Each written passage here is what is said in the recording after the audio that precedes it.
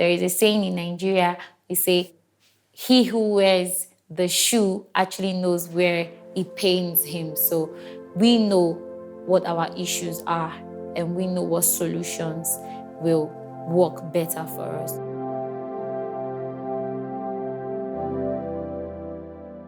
Okay, it was one of the most weird things I've ever had to experience because I had no knowledge about it. So the first time I saw my flow, we just came back from church service. It was on a Sunday. I got home and I could feel that I was wet and that I felt like I pee on my body, and it was very unusual. I couldn't talk to my mom about it because I was scared. I was thinking she would be like, are you sure you've not started having sex? Are you sure you've... Because there's this reaction about issues such as that. So I kept it to myself. So I started to use tissue, not tampons, not sanitary towels, because I didn't have access to that. I later found that it wasn't healthy. I remember particularly an event. I didn't know I was stained. So we were marching into the class. I started to hear some guys, laugh at me and say, oh, manner of nasty stuff. They would just say, look at that girl who urinates blood. She always gets stained. I was so scared, and I told myself this was the reason why I did not want to come to school when I'm on my flow. There were weeks that I would stay at home.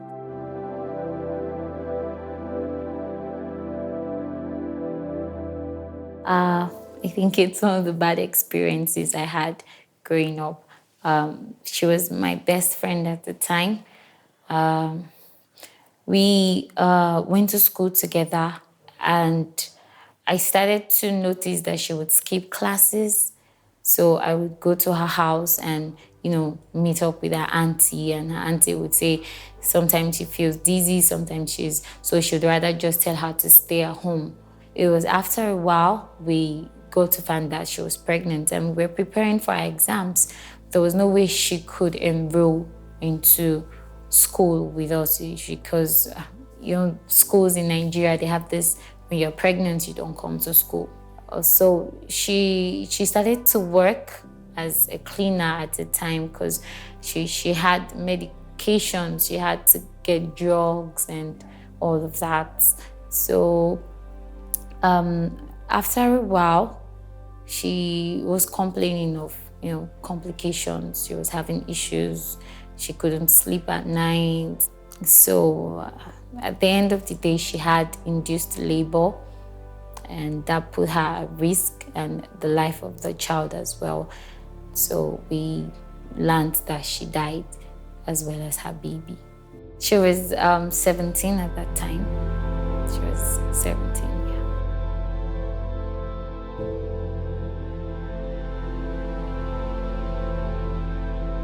I would always blame myself because I was like, if I had access to information about contraceptive, about sexual reproductive health, I probably would have, spoken to her about it, and, she would probably still be alive.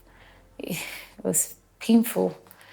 The reaction we would get from our teachers then when they would talk about, penis, when they would talk about your vagina, they would just give us this reaction that you shouldn't know more than that.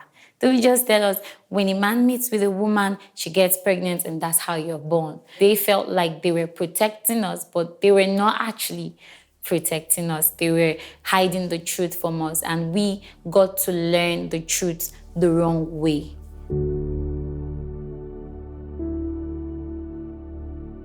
If we start early enough, as early as possible, these young people can own their bodies. These young people can know when to give sexual consent. They will know when to say, I don't want sex. Even when they're adults, they should know, I do not want sex. My no is a no. At a point, we had to sit our mommy down and tell her, you need to have this communication with us. You need to be able to freely talk to us about sex. We got the information and we educated her. So even if she was our mom, we educated her, and she now sees that it's important that we talk about sex education in the home.